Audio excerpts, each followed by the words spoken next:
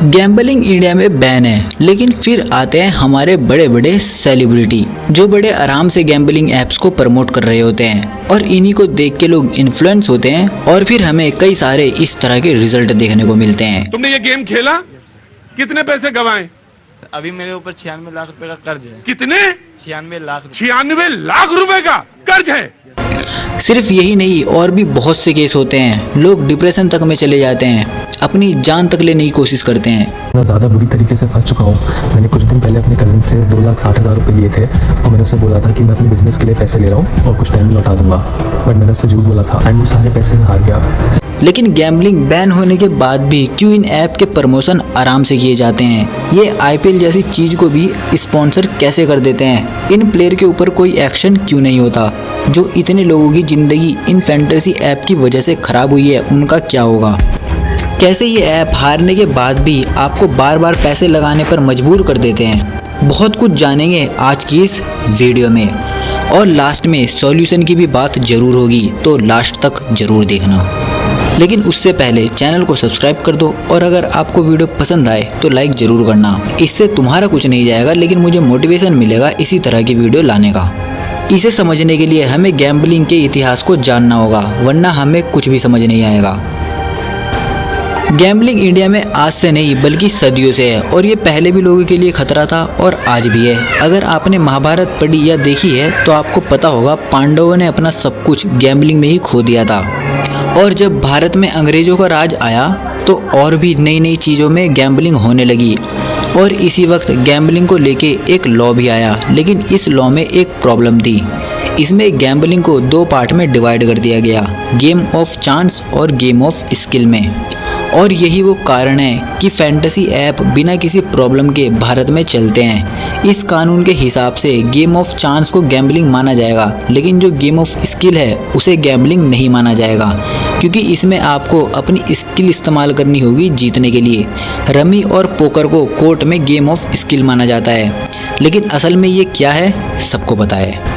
और क्योंकि ये रूल आज तक नहीं बदला, इसीलिए ये सारे फैंटेसी ऐप IPL तक को बड़े आराम से स्पॉन्सर कर देते हैं।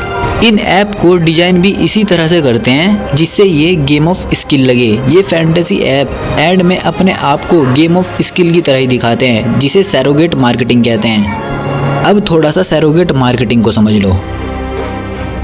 इंडिया में अल्कोहल, गैम्बलिंग, इन सब चीज़ों का डायरेक्ट प्रमोशन नहीं किया जा सकता, इसलिए ये कंपनी एड्स में घुमा फिरा के इन चीज़ों को प्रमोट करते हैं। जैसे एक ऐड आया था जिसमें उस ऐप को प्रोफेशनल स्पोर्ट ब्लॉग के नाम से प्रमोट किया गया था, आपने ये ऐड शायद देखा भी हो। इसी तरह के कई ऐड रन होते हैं। जो गुटखा वगैरह होते हैं उन्हें भी पान मसाला के नाम से दिखाया जाता है। ऐड में दिखाया जाता है कि ये पान मसाला है, इसमें टबैको नहीं है, लेकिन ये कंपनी टबैको को अलग से पैकेट में देने लगी, जिससे एक की जगह 2 पैकेट हो गए और लोग खाने से पहले इन्हें मिलाते हैं और खाते हैं। इसी तरह के ऐड को सैरोगेट ऐड बोलते हैं, जहाँ घुमा फिरा के प्रोडक्ट को प्रमोट किया जाता है। और अब ये ऐप अपना प्रमोशन सोशल मीडिया इन्फ्लुएंसर और सेलिब्रिटीज से भी कराते हैं। कई सारे लोग हैं जो इन ऐप को बहुत इजीली प्रमोट कर देते हैं, वो भी ओपनली। और ये सारे ऐसे सेलिब्रिटी होते हैं जिन्हें आज के टाइम पे ऑलमोस्ट हर इंडियन जानता है। अगर हम सिर्फ 11 की बात करें तो इस ऐप के पास 10 करोड़ डाउनलोडर है, तो इसे डाउनलोड करके लोग खाना बनाना तो सीखेंगे नहीं, ये कुछ ना कुछ कर ही रहे होंगे। अब जरा जानते हैं ये ऐप आपको इस चीज़ की आदत कैसे डालते हैं। ये ऐप आपको एडिक्ट बनाने के लिए स्टार्टिंग फ़ी काफ़ी कम रखते हैं, जिससे हर कोई इसमें बिना सोचे आराम से पैसा लगा दे, ये सोच के कि जाएगा तो सिर्फ छोटा अमाउंट ही, लेकिन अगर जीत गए तो बहुत बड़ा अमाउंट मिलेगा।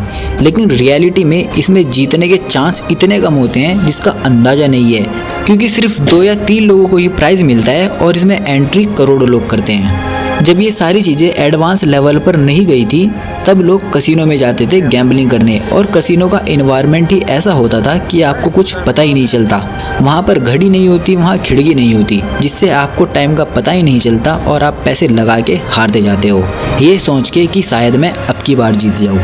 लेकिन अब ये चीज़ें एडवांस हो गई है, आप इन्हें घर बैठ के एक्सेस कर सकते हो, और जब कोई चीज़ आसानी से अवेलेबल हो जाती है तो ज़्यादा लोग उसे यूज़ करने लगते हैं। और जब आप देखते हो कि आपके फेवरेट प्लेयर और क्रिएटर इन्हें प्रमोट करते हैं तो आप भी इसे एक बार यूज़ करने की सोचते हो और बस वहीं पर गलती हो जाती है। शुरू में आप शायद पैसे जीत जाओ क्या कि आपको इस ऐप पे ट्रस्ट हो जाए और आप और ज़्यादा पैसा लगाओ, और फिर अगर आप हारते हो तो आप उन पैसों को रिकवर करने के लिए और खेलते हो और ज़्यादा पैसे हारते हो, लेकिन मन में वो जीतने की इच्छा लेके आप इसमें पैसे लगाते रहते हो। अब जानते हैं ये ऐप काम कैसे करते हैं। मैं आपको इनमें से सबसे फेमस ऐप कैसे काम करती है वो बताता हूँ।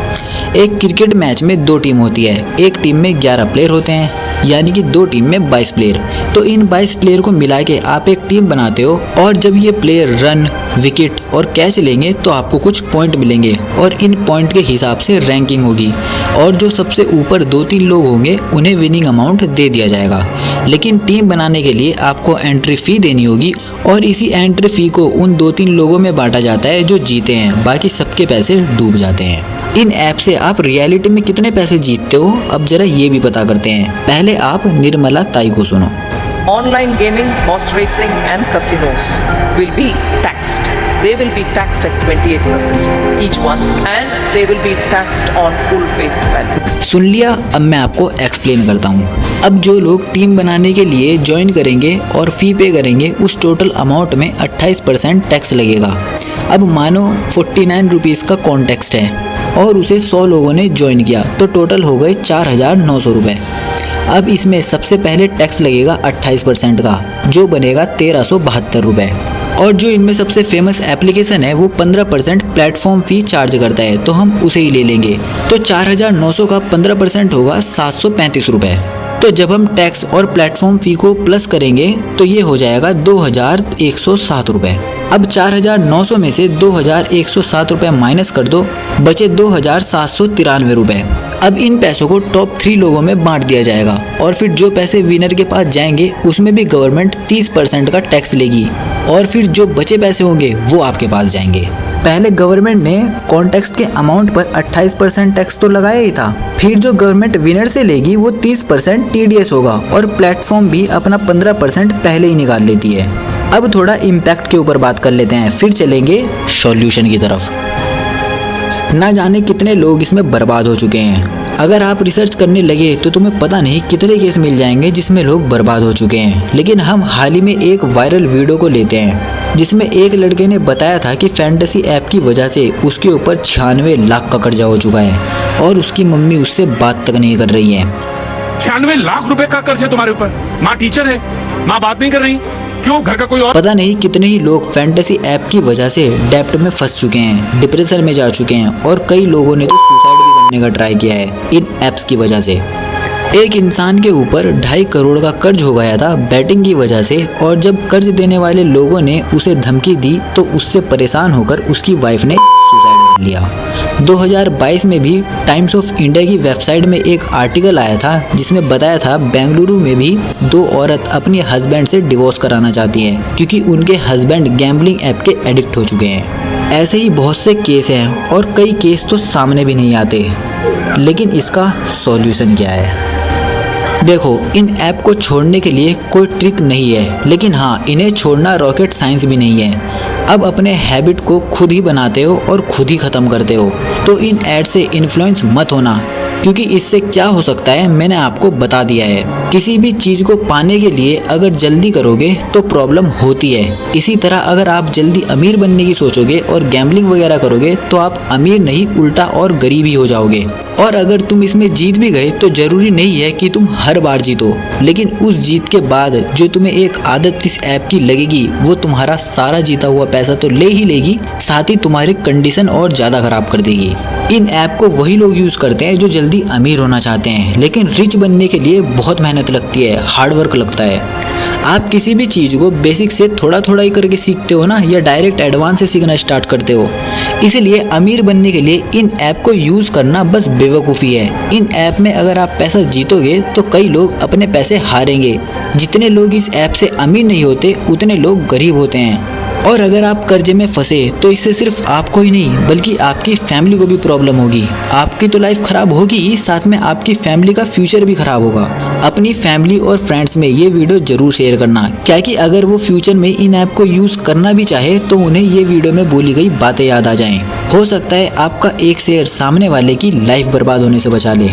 और कमेंट करके ज़रूर बताना कि आपने इनके जैसे ऐप यूज़ किए हैं, और अगर किए हैं तो आपका एक्सपीरियंस क्या था, क्योंकि आपका कमेंट बाकी लोगों को हेल्प कर सकता है। बहुत एफर्ट्स लगते हैं यार इस तरह की वीडियो बनाने में, तो आपका एक सब्सक्राइब मुझे मोटिवेट कर सकता है। और इस चैनल का मोटिव ही है आपकी नॉलेज गेन करना। सो अगर तुम नए हो तो सब्सक्राइब जरूर करना। मिलते हैं नेक्स्ट वीडियो में। Take care and stay happy.